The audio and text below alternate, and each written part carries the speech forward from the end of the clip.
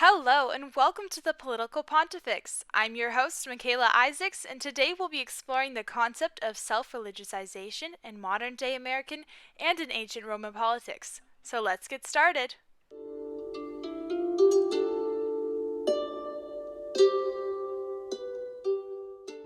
Politics have been a hot topic in the last few months.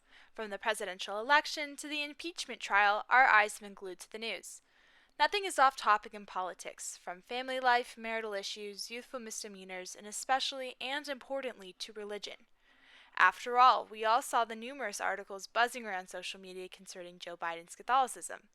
But this fascination of political religion in our society, as well as in past societies, poses a series of questions. Why is religion important in politics? Why does it matter to the voter? But most importantly, how do politicians abuse religion to make themselves more desirable and hence more powerful? To explore the concept of politicians self-religiousizing in order to manipulate the populace, we need to first look at history and then later apply that historical lens to our modern country. So let's dig in. Ancient Rome was the hotbed for political self-religiousization in the ancient world. And if there's one name that comes to mind when one thinks of Roman political leaders, it's probably Julius Caesar. But why was Julius Caesar so well known in ancient Rome during his lifetime that his name carried on throughout the centuries? Well, it's partly due to how Caesar used Roman religion to boost his power, legacy, and overall authority.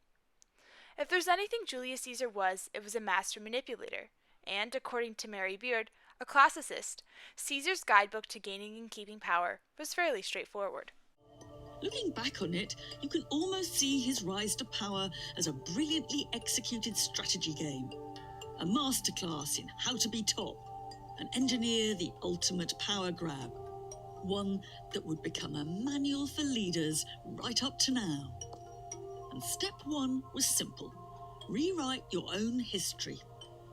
Caesar wasn't always marked out for success, but like all so-called great men, almost every aspect of his early life was eventually spun to suggest that he was, in Caesar's case, right back to his birth, C-section or not. It's a kind of creation myth. And Caesar did just that through rewriting his family's origin story and tying it into the religious founding of Rome. Both Caesar and his biological nephew Augustus, who would later rule as Rome's first emperor after Caesar's death, claimed their family tree stemmed from Aeneas. When describing Augustus's Pax, peace monument, Mary Beard says, The walls around it are covered with friezes, some depicting Augustus with his family, carving the imperial dynasty into stone. And some of the images spread the idea of his divine birthright, projecting his lineage all the way back to the mythical founders of Rome. Beard goes on to elaborate Augustus's depicted and portrayed lineage as carved on the monument. On either side of the main steps, there are two different versions of Rome's ancestry. On one side, the wolf with Romulus and Remus, and on the other side, Aeneas, who's just arrived initially from Troy. The modern equivalency of this claim would be for an American politician to claim their ancestor was the captain of the Mayflower. The argument definitely seems silly to modern ears in terms of being a motivating factor in endorsing a candidate. But it's important to recognize the importance Romans put on their origin story.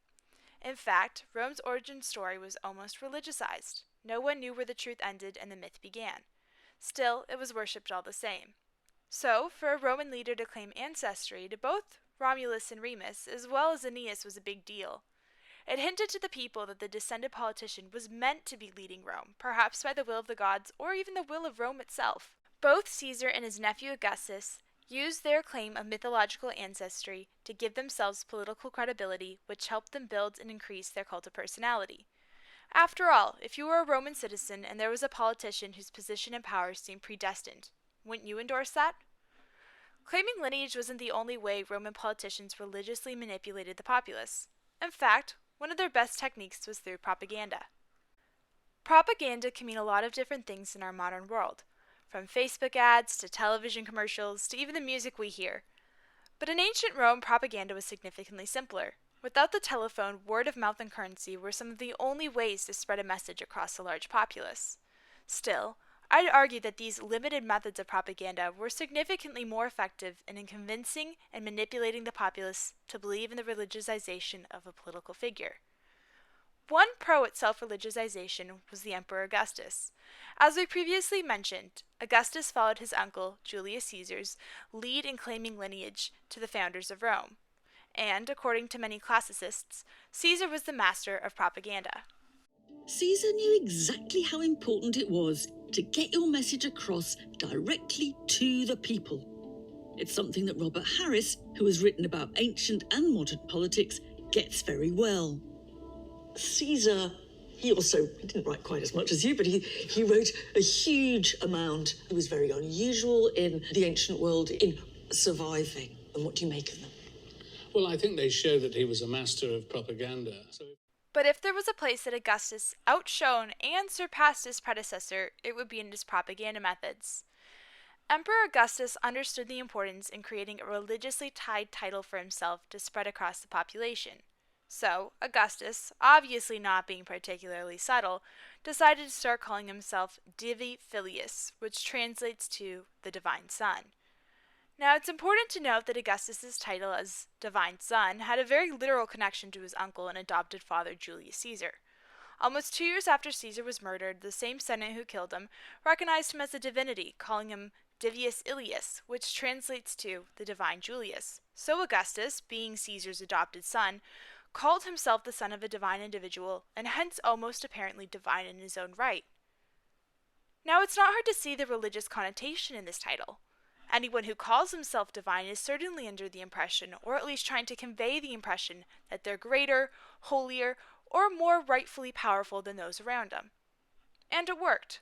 Augustus was beloved and considered by many modern-day historians and organizations, including National Geographic, as, quote, one of ancient Rome's most successful leaders who restored peace and prosperity to the Roman state, unquote. Looking further along our chronological timeline, Augustus set a precedent.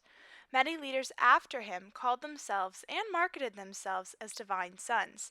Nero, Domitian, and Tiberius all called themselves Divi Filius as well.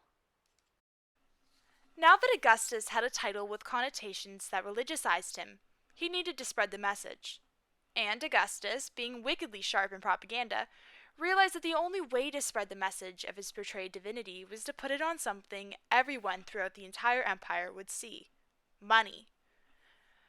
Through putting not only his face and his name on the front of the coin, but also the term Divine Son on the back of it, Augustus was able to spread his message of self-divinity throughout the entire empire of Rome. Now let's imagine for a moment that you're a rural, ancient Roman who has just received an Augustan coin in an exchange.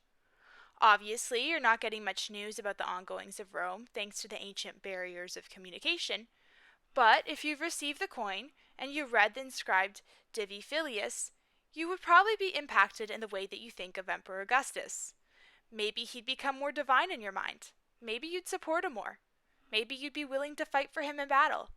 Either way, you'd probably be inclined to think of him as slightly, if not significantly more than your average man, which, after all, is the first step when convincing a population of your divinity in order to build your overall cult of personality.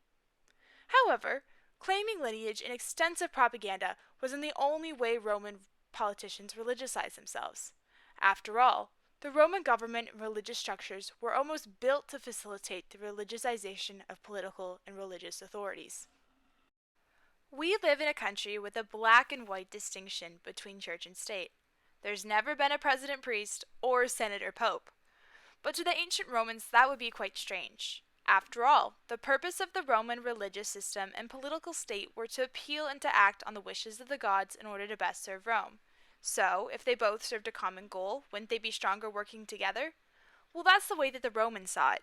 In fact, according to Mary Beard, the Greek town of Teos has a block of marble in the center of the town that states, "We Romans have absolutely and consistently judged reverence towards the gods as of our first importance, and is proved by the favors we have received from them on this account."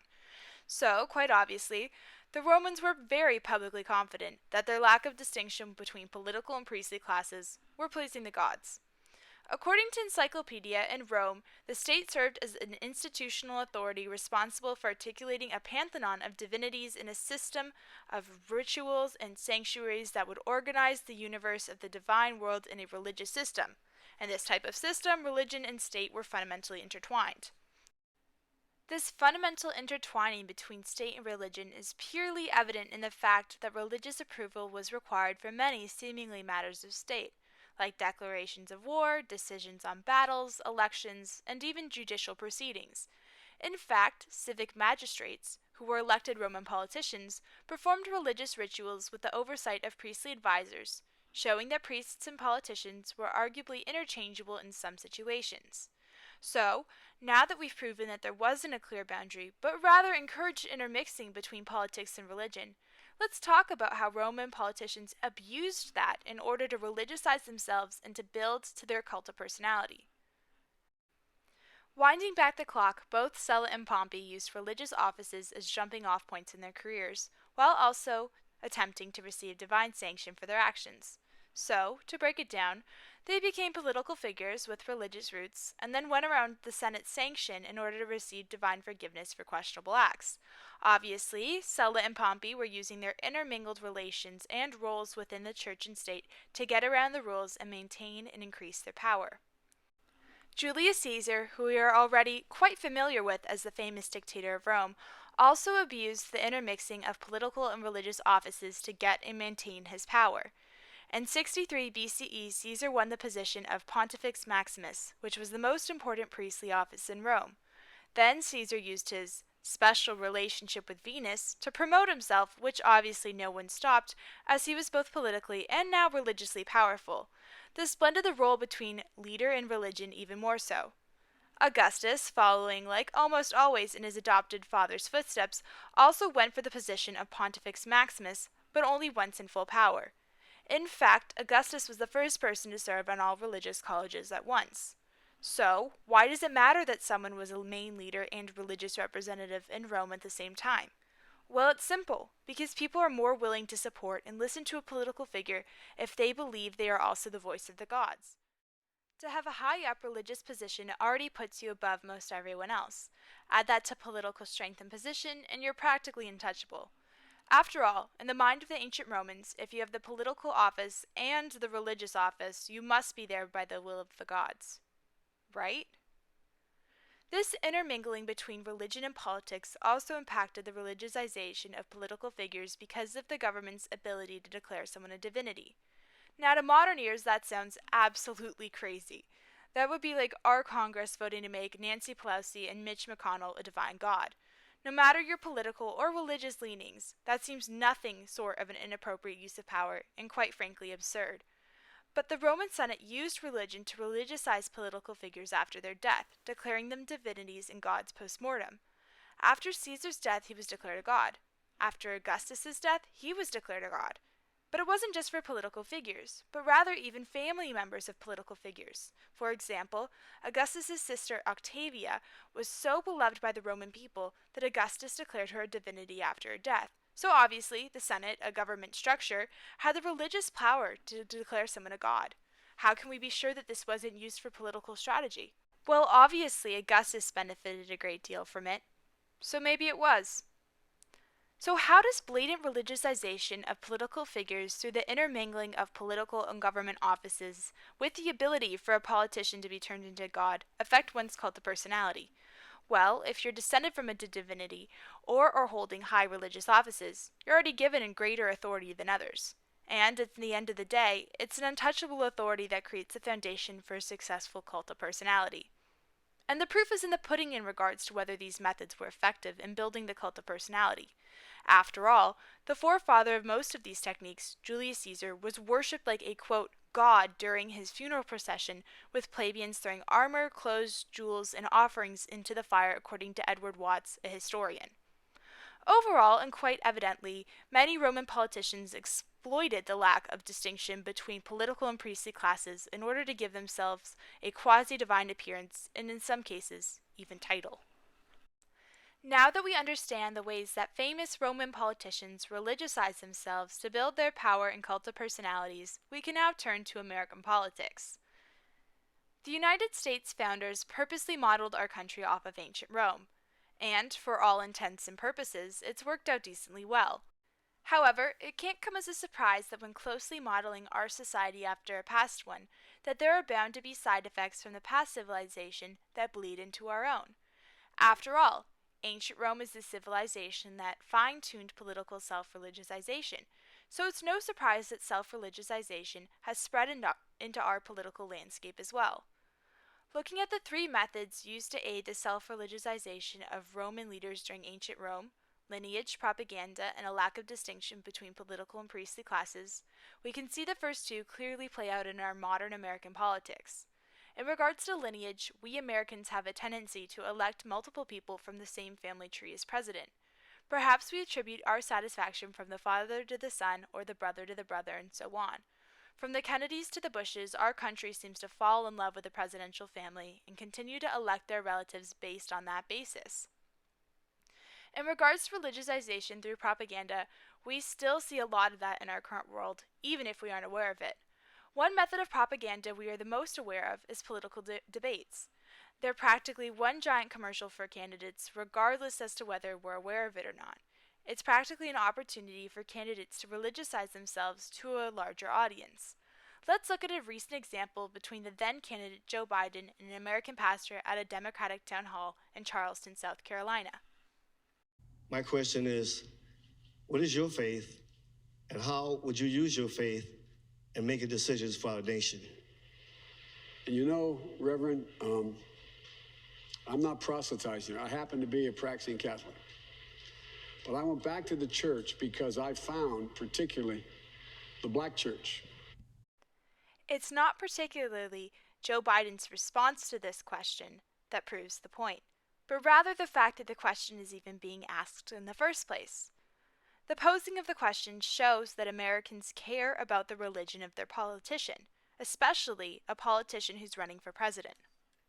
We should thank the Roman gods that the one Roman technique we don't see to an extreme in our government is the intermingling of political and priestly classes. Yes, most of our presidents are church-going Protestants, but we don't see a system that allows someone to become the Pope and then run for president. Perhaps we should thank our founding fathers for their clear push for separation of church and state. Perhaps if not, we'd be in a world of hurt with presidents declaring themselves saints and whatnot. So, perhaps next time you turn on the television and see a political campaign, maybe keep your eyes peeled for the subtle, or not so subtle ways our modern politicians religiousize themselves. After all, in the words of Julius Caesar, men in general are quick to believe that which they wish to be true.